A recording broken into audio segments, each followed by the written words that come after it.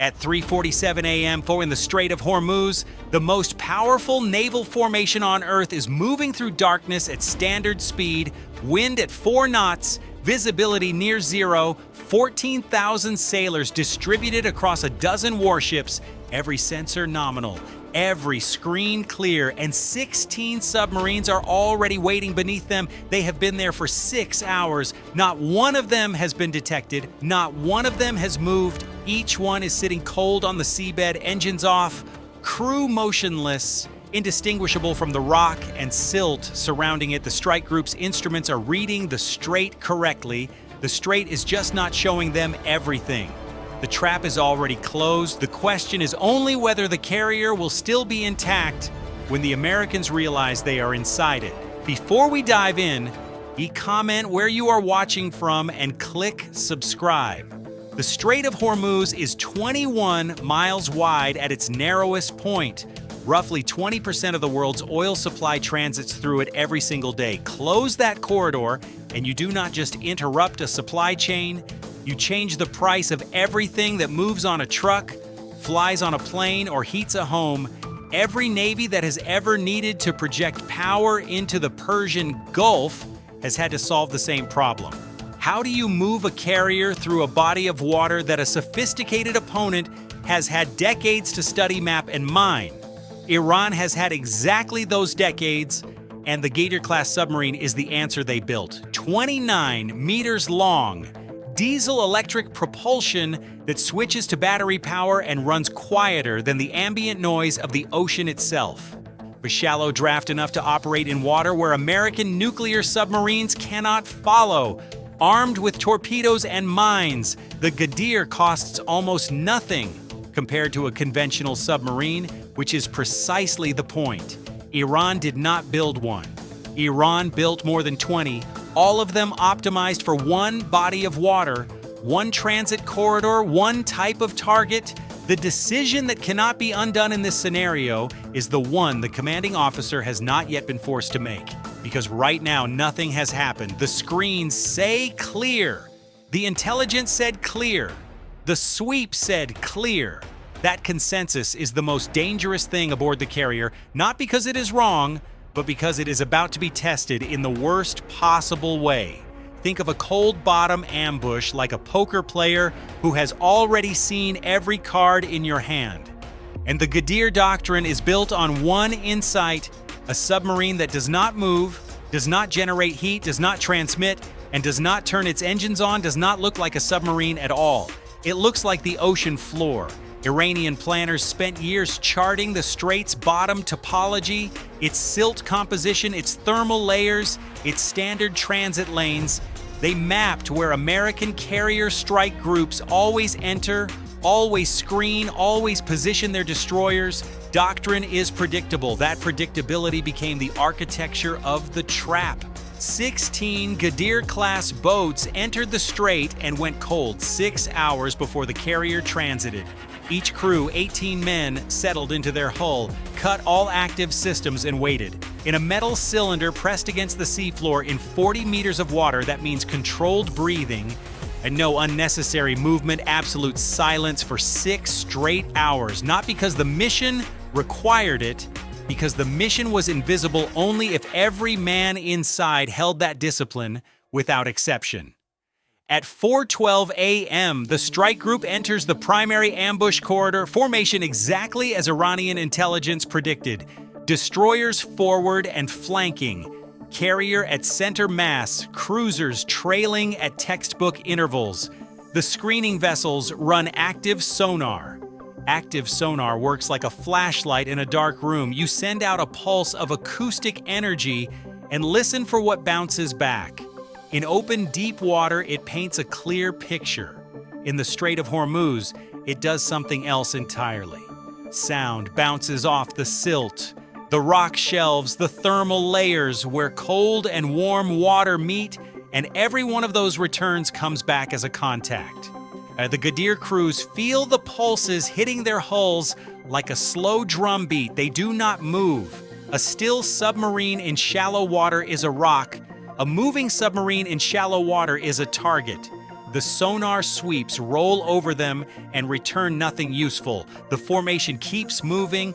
On the carrier's bridge, the tactical picture looks exactly the way 30 years of simulation said it should look. Safe, controlled, screens nominal. The commanding officer is 12 hours into his watch.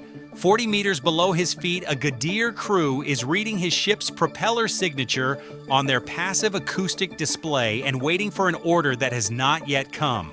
At 4:31 a.m., the port flank frigate disappears. 155 meters of steel, 300 crew, every system nominal. Then a pressure-activated mine detonates on the hull. Not Iranian planners had mapped this lane 3 years earlier. The mine was placed 6 weeks before the transit in the exact corridor that American formation doctrine made inevitable for 30 years. In the second after the detonation, the frigate is listing 22 degrees, flooding through a breach that engineering cannot reach. A fireball visible from the carrier deck 6 kilometers away. The strike group's reaction is immediate, trained, and completely predictable. Formation breaks, ships accelerate, active sonar goes to maximum power, helicopters launch, radio traffic spikes across every channel simultaneously, and in the chaos of absorbing a casualty, the acoustic picture, the only place where the real threat lives, becomes harder to read, not easier. Active sonar at maximum power in shallow water does not clarify anything. It destroys the picture. The Americans are shouting into the ocean and hearing the ocean shout back. The Ghadir crews are still not moving. By 4:44 a.m., 47 possible contacts are on the display. 0 confirmed. Helicopters chasing returns that vanish. The carrier cannot accelerate without outrunning its screen. It cannot slow without becoming a static target. Not caught by weapons, caught by geometry and uncertainty, which in warfare are often more paralyzing than weapons. The commanding officer is staring at a display that is lying to him, and he knows it.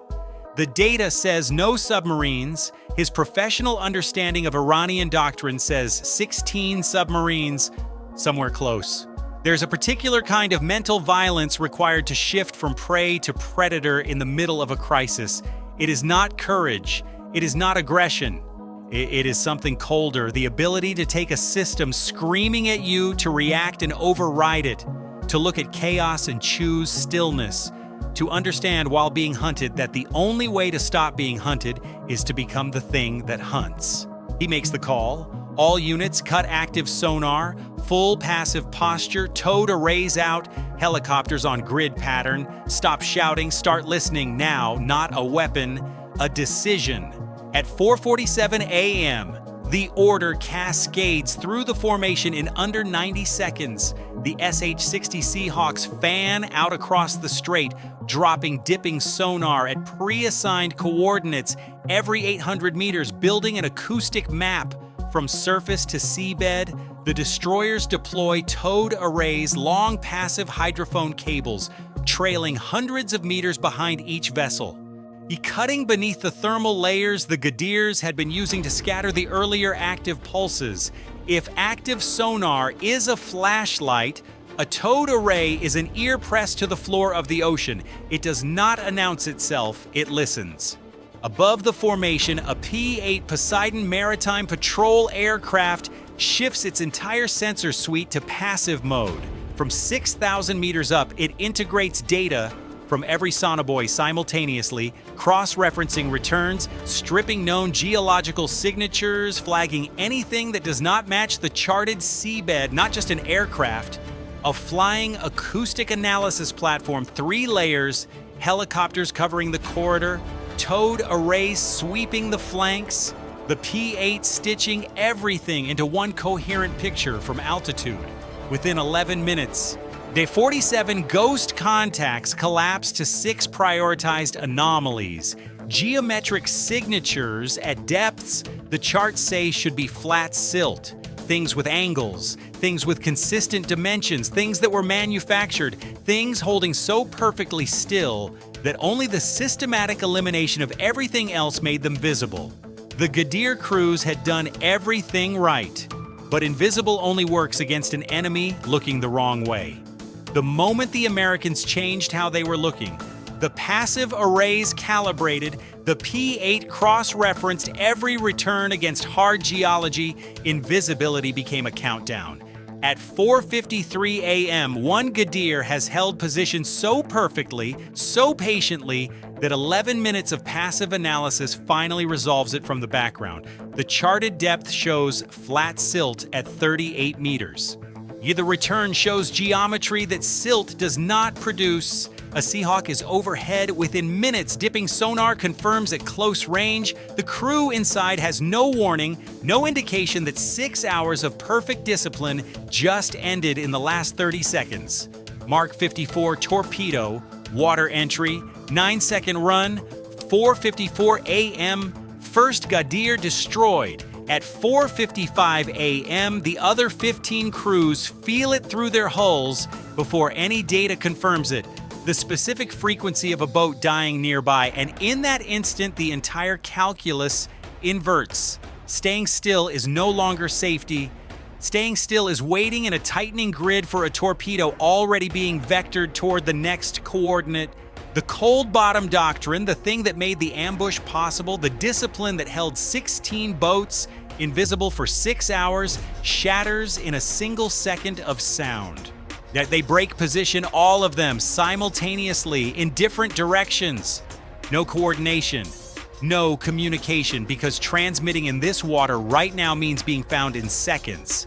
They run, and running in 40 meters of water with passive arrays already calibrated to this acoustic environment is the last mistake they can make.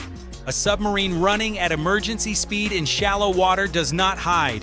It broadcasts propeller cavitation, hull pressure waves, a diesel-electric system pushed past its quiet threshold. Every fleeing Ghadir is louder than anything the passive arrays have heard since the formation entered the strait.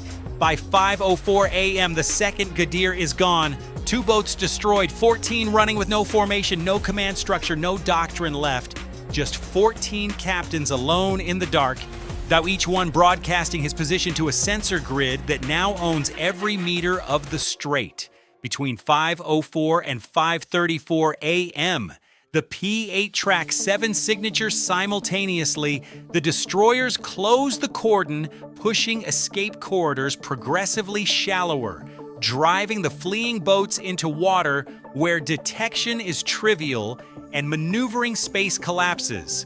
3 Ghadir crews attempt to go cold again, the trained instinct reasserting under pressure, but the grid has already closed around them.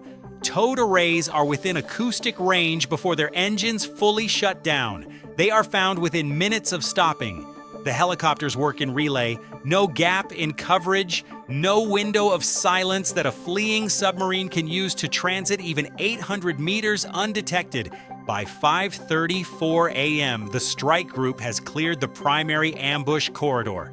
Yet the remaining Ghadirs have broken into Iranian coastal waters in 1s and 2s, abandoning the strait entirely. No organized withdrawal, no tactical repositioning, just dispersal. Boats running in every direction, each one alone. The swarm disaggregated into individual survivors that are no longer a strategic threat to anything. The trap is empty. The carrier is through. 1 American frigate is not. 300 crew, 155 meters of steel. The mine found its target. The first layer of the trap worked exactly as designed. If you look at what Iran actually built here, you will notice something that does not get acknowledged often enough. 16 crews holding cold on a seabed while the most powerful naval formation on Earth transited 40 meters above their heads. That is a feat of operational discipline that deserves to be understood, not dismissed. The concealment was real. The doctrine was sophisticated. Analysts still study the Ghadir ambush model as a credible threat framework for carrier operations in confined waterways. The threat was not theoretical. It was tactically sound. It had one flaw built into its foundation. It was designed for an enemy that would keep reacting. The moment the commanding officer stopped absorbing the shock of the first explosion and started asking a different question, not where are the submarines, but what on this seabed does not belong. the architecture of the ambush had nowhere left to go. 11 minutes from passive deployment to first confirmed contact, 9 seconds of torpedo run, time to end 6 hours of Iranian discipline, 47 minutes. And from the first explosion to a cleared corridor, Iran built the perfect trap. They mapped every meter of the corridor, trained the crews to hold cold for hours, placed the mines in the lanes that American doctrine made inevitable, positioned 16 boats to create a kill zone that no standard sensor sweep was supposed to penetrate. And then the Americans stopped, listened, and dismantled it in under an hour, not because their technology was unbeatable, not because the Ghadirs were flawed, because one officer staring at a display that was lying to him chose to change the question. In warfare, the elaborate plan loses to the faster mind. That rule has no exceptions. It has no era. It did not begin in the Strait of Hormuz, and it will not end there. Every system ever built to be invisible was eventually found by someone who stopped looking for it and started listening for what did not fit. The Ghadirs sat on the bottom of the strait for 6 hours in perfect silence. The answer came back in 11 minutes.